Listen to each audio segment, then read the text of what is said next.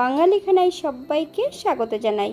আপনারা তো অনেকভাবে নিরামিষ সয়াবিনের তরকারি রান্না করে খেয়েছেন। একবার আমার মতন করে সহজ পদ্ধতিতে আপনিও শিখে নিতে পারবেন ছোট ছোট টিপস সহ। তবে এতটাই সুস্বাদু হয়েছিল খেতে, আপনি একবার রান্না করলে বারবার রান্না করবেন। আমি এখানে পেঁপে আলু দিয়ে কিভাবে সয়াবিনের তরকারি রান্না করলাম, চলুন সেটা একবার দেখে নেওয়া যাক ভিডিওর মাধ্যমে। আশা করছি আজকের ভিডিওটি ভালো লাগবে। সকল বন্ধুদের কাছে অনুরোধ করছি সম্পূর্ণ ভিডিওটি দেখার।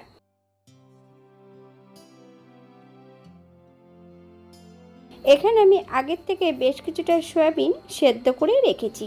তবে সেদ্ধ করার সময় সামান্য একটু লবণ দিয়ে সয়াবিনগুলো সেদ্ধ করে জল ঝরিয়ে রেখেছি।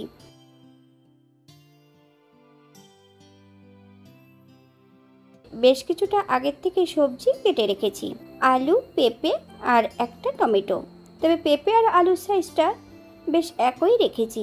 আপনারা আপনাদের পছন্দ মতন সবজিটা কেটে নিতে পারেন। একটা কড়াইতে বেশ কিছুটা সাদা তেল অ্যাড করব। তেল গরম হওয়া পর্যন্ত অপেক্ষা করতে হবে।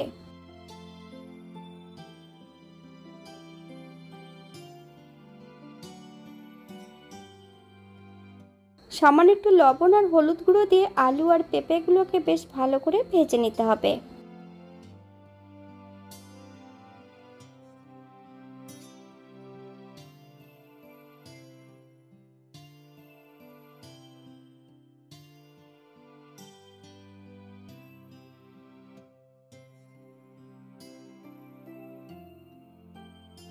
বাঙালি রান্না ঘরোয়া উপকরণ দিয়ে আপনাদের যদি পছন্দ হয় তাহলে চ্যানেলটি সাবস্ক্রাইব করে দিয়ে পাশে থাকবেন। পাশে থাকা বেলটি বাজিয়ে দেবেন, নইলে নিত্য নতুন রান্নার নোটিফিকেশন পাবেন না। আমার এই চ্যানেলে আমিষ, নিরামিষ এবং বিভিন্ন ধরনের সয়াবিনের রেসিপিও দেওয়া আছে। আপনাদের যদি পছন্দ হয় তাহলে চ্যানেলটি ঘুরে একবার দেখে নেবেন। আজকে আমি এখানে সয়াবিন আলু দিয়ে পেঁপে দিয়ে তরকারি রান্না করব, সম্পূর্ণ নিরামিষ।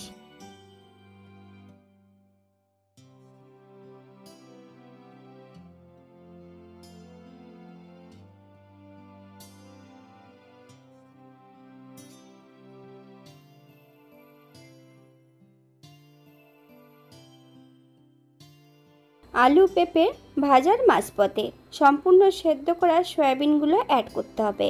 হাই ফ্লেমে বেশ কিছু সময় ভেজে নিতে হবে। আপনারা একবার স্ক্রিনের দিকে ফলো করবেন।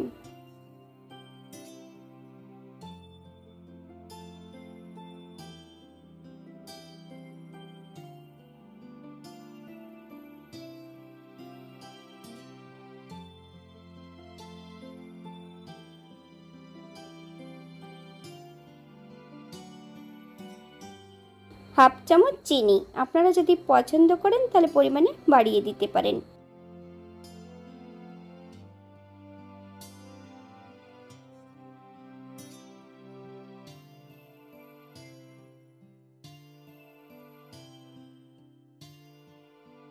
এই পর্যায়ে কড়াই থেকে সম্পূর্ণ সয়াবিন আলুগুলো তুলে নেব।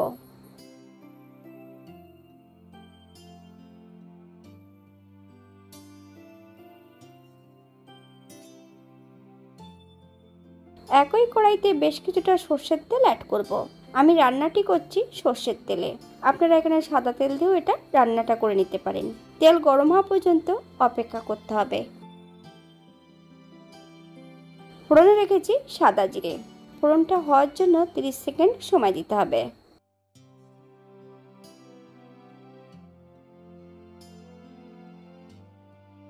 কেটে রাখা সম্পূর্ণ টমেটোগুলো অ্যাড করব। একটা তেজপাতা। টমেটো থেকে যতক্ষণ কাঁচা গন্ধ ছাড়বে ততক্ষণ বেশ ভালো করে ভেজে নিতে হবে।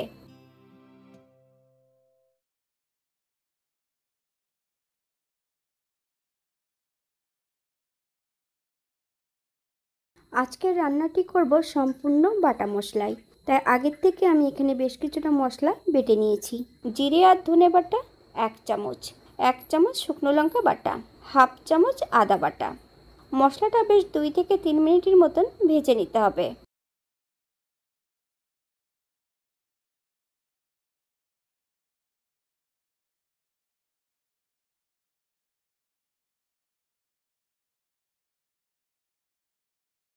হাফ চামচ হলুদ গুঁড়ো, হাফ চামচ কাশ্মীরি লঙ্কার গুঁড়ো।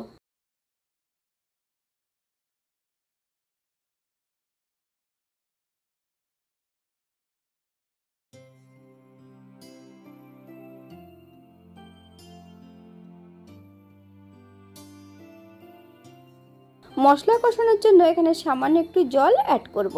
মশলা থেকে যতক্ষণ তেল না ছাড়ছে ততক্ষণ বেশ মশলাটা ভালো করে কষিয়ে নিতে হবে।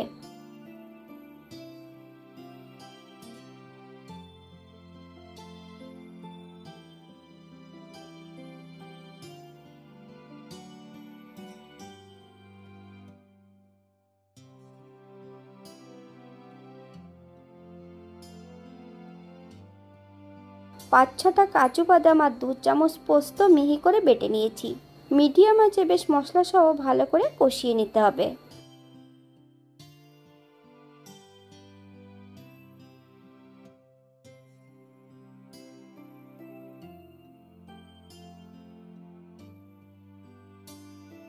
আগে কিন্তু আমি সয়াবিন সেদ্ধ করার সময় লবণটা অ্যাড করেছিলাম, তাই এই পর্যায়ে আমি লবণের পরিমাণটা কিন্তু কম রাখবো। হাফ চামচ লবণ, আপনারা স্বাদ অনুসারে লবণটা অ্যাড করবেন।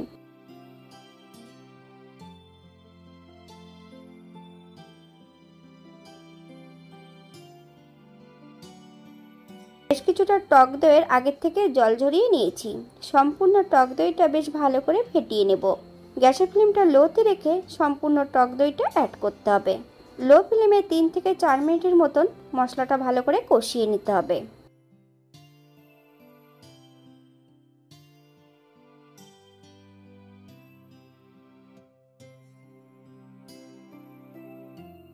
গ্যাসের ফ্লেমটা যদি হাইতে থাকে তাহলে কিন্তু টক দইটা অনেক সময় ফেটে যেতে পারে। মশলা যত ভালো কষানো হবে তরকারির স্বাদ কিন্তু দ্বিগুণ বেড়ে যাবে।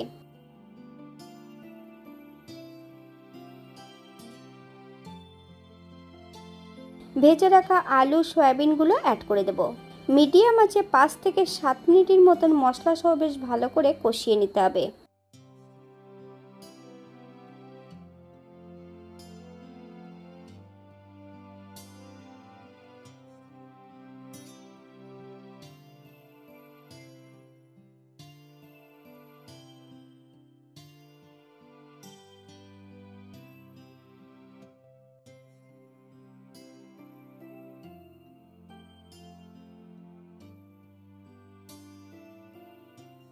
এখানে আমি গ্রেভির জন্য 1 কাপ জল অ্যাড করব।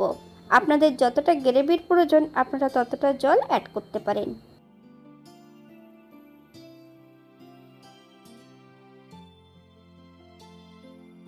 হালকা হাতে নেড়েচেড়ে মিশিয়ে দিতে হবে।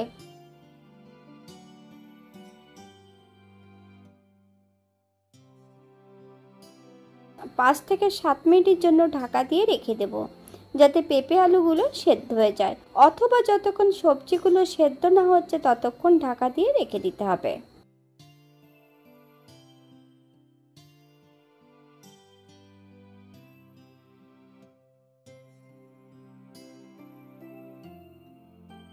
সাত মিনিট পর এই পর্যায়ে একবার চেক করে নিতে হবে সবজিগুলো সেদ্ধ হয়েছে কিনা।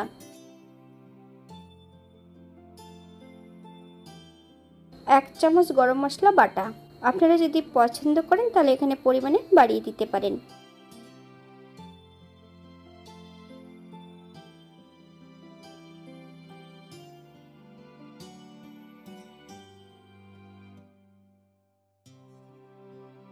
বেশ কিছুটা কাশ্মীরি মেথি পাউডার এখানে আমি অ্যাড করব।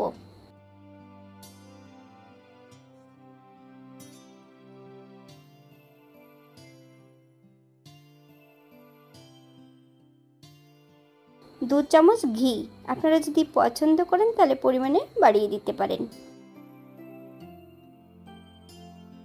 গ্যাসের ফ্লেমটা অফ করে দিয়ে 5 মিনিটের জন্য স্ট্যান্ডিং টাইম দেব, তারপর সার্ভ করব।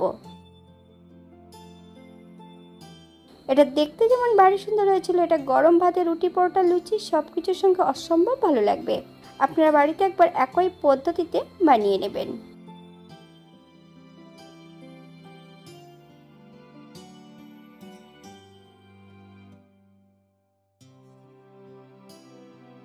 এখানে যে আমি উপকরণগুলো অ্যাড করেছি আপনারা এর থেকে কম বেশি করে নিতে পারেন। যারা পেঁয়াজ রসুন বা অন্যান্য মশলা পছন্দ করলে অ্যাড করতে পারেন।